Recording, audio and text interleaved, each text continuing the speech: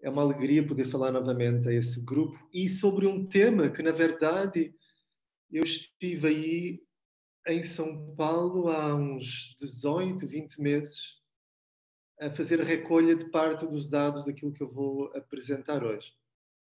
Muito brevemente, para uma espécie de nota biográfica, eu estudei em Coimbra e Lisboa Psicologia e depois fui estudar Psicologia Experimental para Oxford, onde depois fiz um pós-doutorado e fui professor em Psicologia Experimental e nos últimos 4 anos eu criei um laboratório noutra universidade. E o projeto que eu vou falar com vocês, e vou começar a partilhar o meu ecrã, para não me verem só a mim. Conseguem ver, Marina? Sim? Ótimo.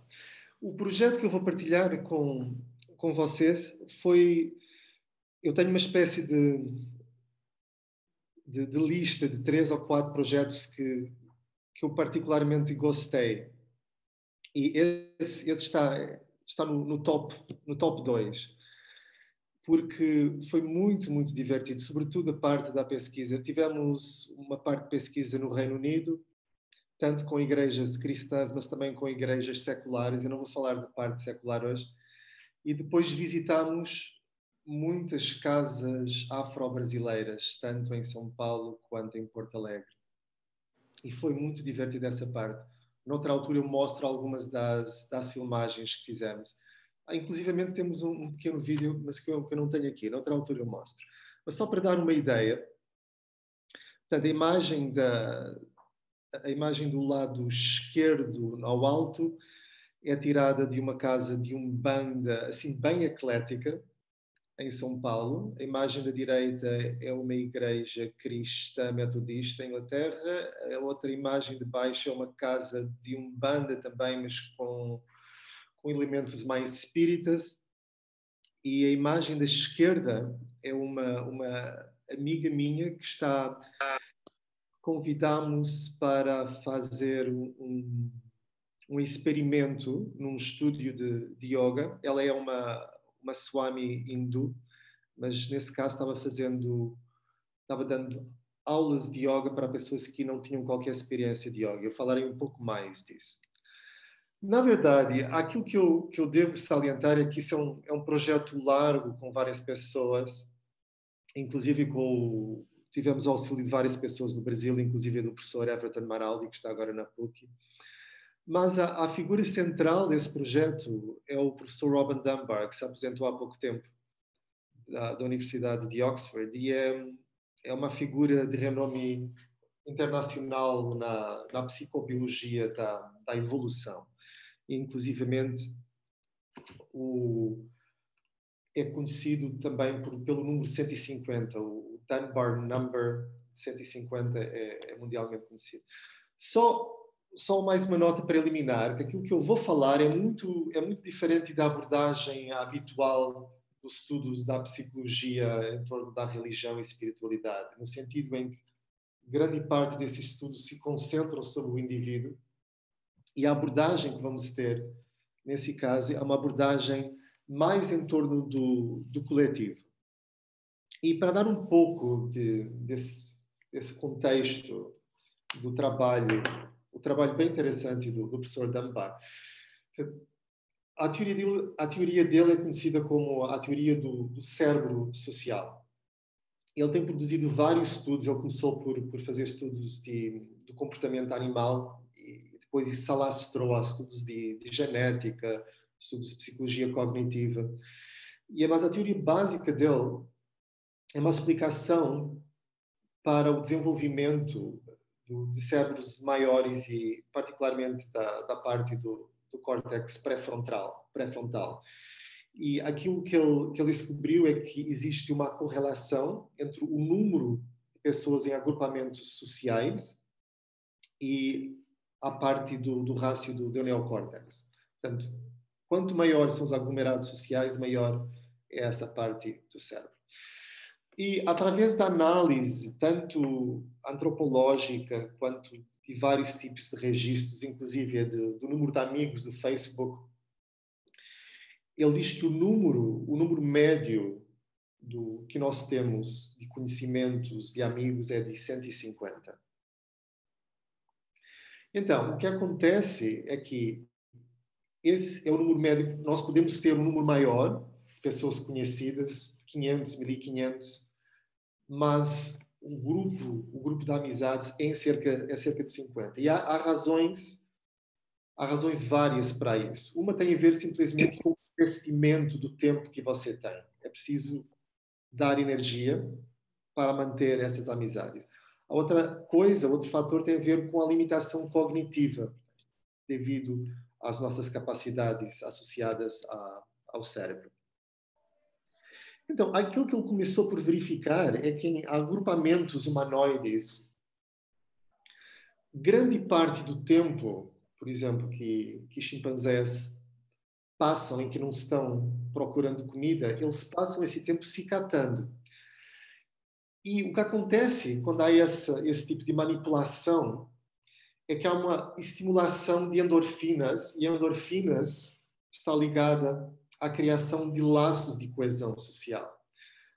Aqui na parte de baixo há uma imagem do antropólogo ainda jovem Darcy Ribeiro, nos anos 40 e 50, viajou e conheceu várias tribos indígenas brasileiras. E ele conta esse episódio delicioso com um chefe de uma tribo com quem ele ficou particularmente amigo. Quando ele estava se despedindo, a mulher desse chefe estava catando os piolhos da cabeça dele e passou esses piolhos para a mão do líder indígena, e o líder indígena passou-os para o cabelo do Darcy Ribeiro, explicando para quando você voltar para a sua esposa poderem passar muitas horas amorosas, ela catando os piolhos na sua cabeça.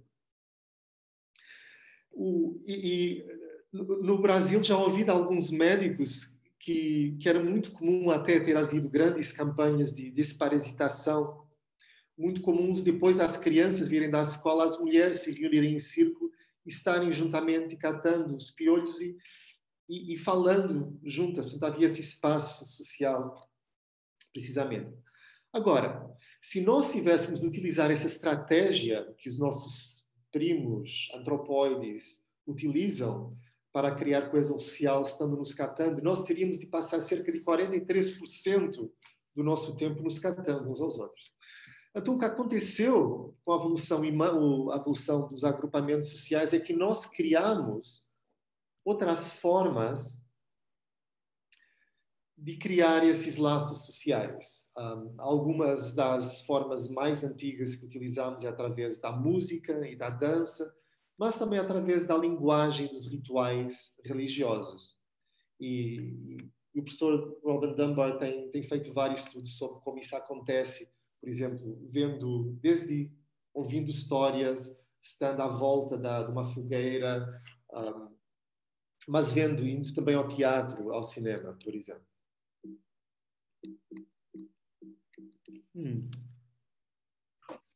Espera aí.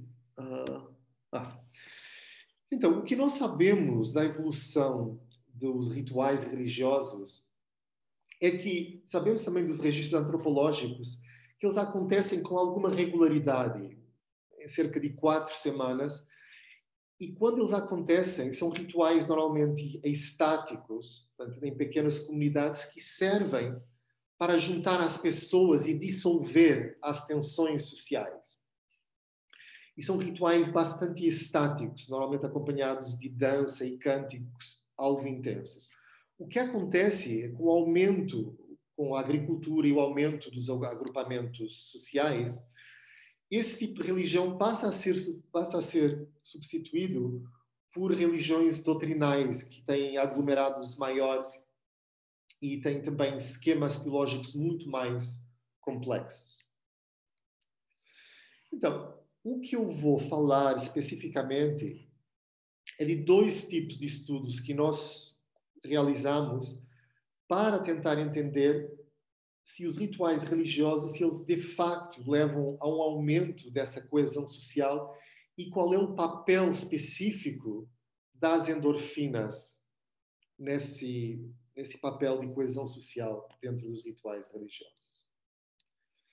Então, nós sabemos desde há mais de 100 anos, através de trabalhos como do sociólogo da religião Durkheim, Durkheim, na verdade, francês, que os rituais religiosos, falava ele, eles levam a um nível de efervescência e difusão da identidade pessoal, portanto, dessa coesão social. Agora, como é que isso acontece? A teoria do Robin Dunbar vem falar dos mecanismos biológicos que estão subjacentes a essa fusão de identidade ou essa coesão social. Em particular, os opioides. E vocês podem perguntar por que os opioides em particular e não outras substâncias que se fala muito nos dias de hoje. E agora não me ocorre o nome da outra. O professor Frederico saberá.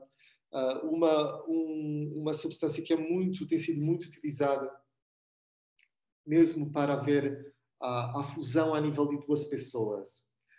O que se verifica em vários estudos é que os opioides parecem ter um papel de fusão a nível do grupo, não apenas de dois indivíduos, mas a nível do grupo. Então, as questões que nós exploramos nesse estudo têm a ver com a fusão do ritual para criar esse sentido de coesão social, o papel dos opioides em particular, mas vimos também outros benefícios, como, por exemplo, em termos das emoções, tanto positivas quanto negativas. Então, em termos metodológicos, é algo bastante simples, portanto, estamos utilizando medidas de questionário antes e depois de rituais religiosos.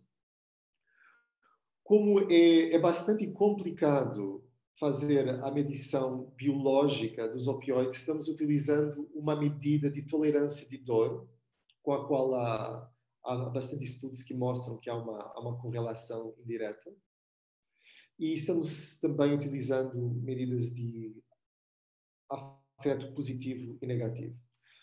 Portanto, utilizamos esse tipo de medidas em vários rituais, tanto rituais religiosos, no caso do Reino Unido, quanto rituais afro-brasileiros, no caso do Brasil. Portanto, começamos por contactar os grupos religiosos, depois estamos nos locais onde eles vão decorrer 1 hora antes do ritual e utilizamos um aparelho de medição de pressão arterial que inflamamos até a pessoa dizer que é bastante doloroso e voltamos a fazer as medidas tanto quanto a pressão arterial como uma forma de medição de tolerância à dor e depois os questionários, antes e depois. Deixa eu ver se esse videozinho funciona. A pessoa que está do lado direito, a morena, é a minha estudante de doutorado, Sarah Charles, que fez grande parte desse estudo. A da esquerda é a Romara Del Monte, que foi a pessoa que ajudou a recolha dos dados no Brasil. Peraí. Opa. Peraí.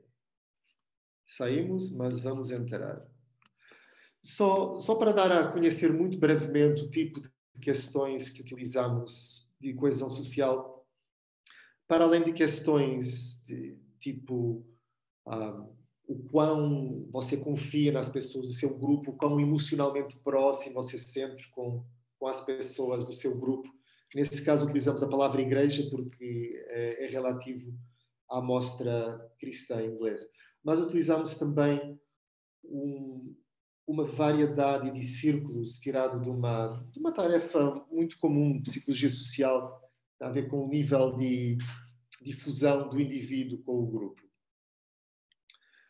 Utilizamos também o questionário de Positive and Negative Effects, também muito utilizado, que tem 10 adjetivos positivos e outros 10 negativos.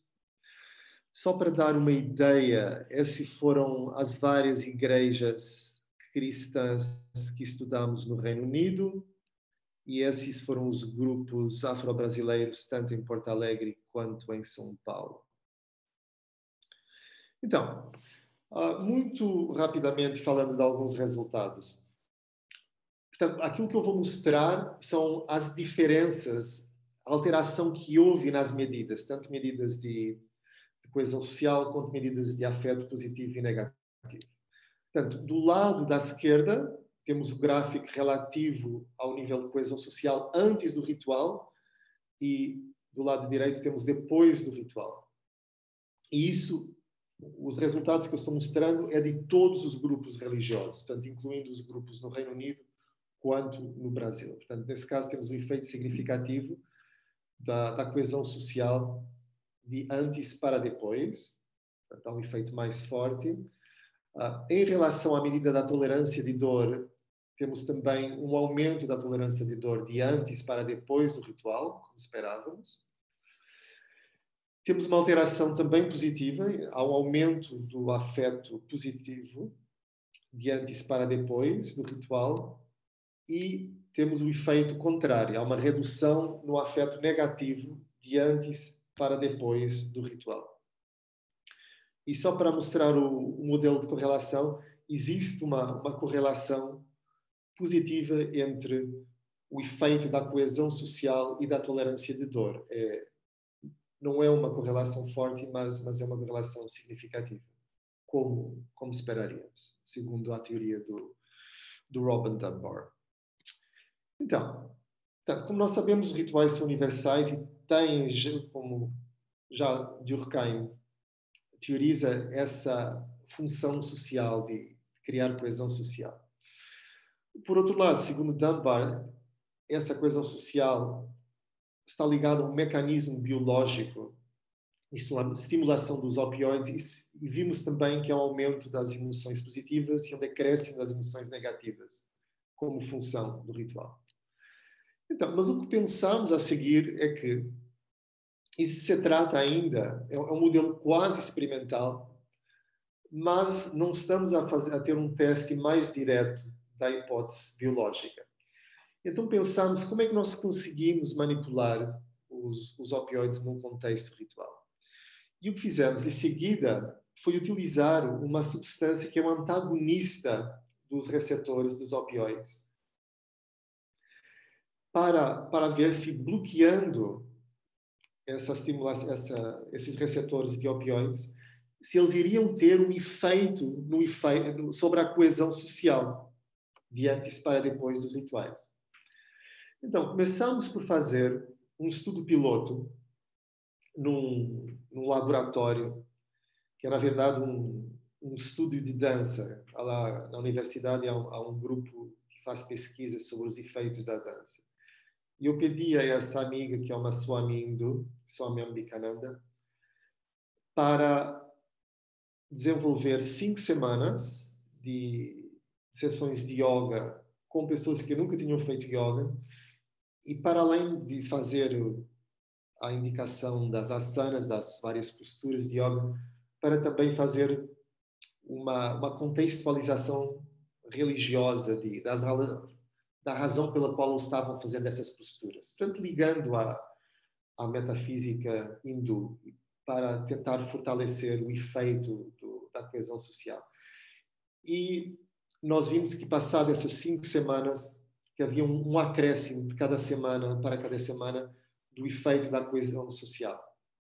E experimentamos com esse grupo, então, num procedimento duplamente cego. Portanto, nem nós, experimentadores, nem as pessoas que estavam tomando sabiam se estavam tomando um placebo ou se estavam tomando um naltrexone, um antagonista de opioides. E verificamos um efeito significativo, que eu vou falar um pouco mais em relação ao estudo segundo, porque isso é um estudo piloto. Então, o segundo estudo, faz precisamente agora um ano, voamos para São Paulo, com um dos grupos que já tínhamos estudado para o experimento anterior que eu falei, aí em São Paulo, esse grupo de Umbanda. E utilizamos esse grupo porque ele tem um número alargado de médiums, há uns 30 a 40 médiums por sessão. E utilizamos o mesmo procedimento duplamente cego. Demos à metade dos médiums um placebo e à outra metade o naltrexone, 1 hora antes de iniciar o ritual. E eles preencheram um questionário semelhante ao anterior, com medidas de coesão social. E aquilo que verificamos é um efeito significativo de interação. Portanto, quando comparado com antes do ritual, os médiuns que tinham tomado o naltrexone tinham um nível de coesão social significativamente inferior àqueles médiuns que não tinham, que tinham apenas tomado placebo. Portanto, como vocês podem ver no gráfico, é um efeito bastante claro. Portanto, no lado esquerdo, no princípio, eles começam com um nível de coesão social praticamente idêntico, e aqueles que tomam o naltrexone têm uma redução ao passo do nível de coesão social, ao passo que aqueles que tomam o placebo têm, como se verificou no experimento anterior, um aumento no nível de coesão social. Por isso, conseguimos verificar, mediante esses dois experimentos, um estudo de yoga e esse dentro de um contexto ecologicamente mais válido, que há de facto um efeito dos opioides na criação subjacente a esse efeito da coesão social. Isso não quer dizer que não haja outras substâncias biológicas, mas o que vemos aqui é que os opioides têm um efeito importante. E essas foram as várias igrejas no Reino Unido e grupos religiosos no Brasil que participaram desse estudo, que nos levou do princípio de planejar até terminar uns 4 anos a realizar. E era meia hora que eu queria falar e falei 28 minutos. Deixa eu voltar para vos ver. Muito obrigado.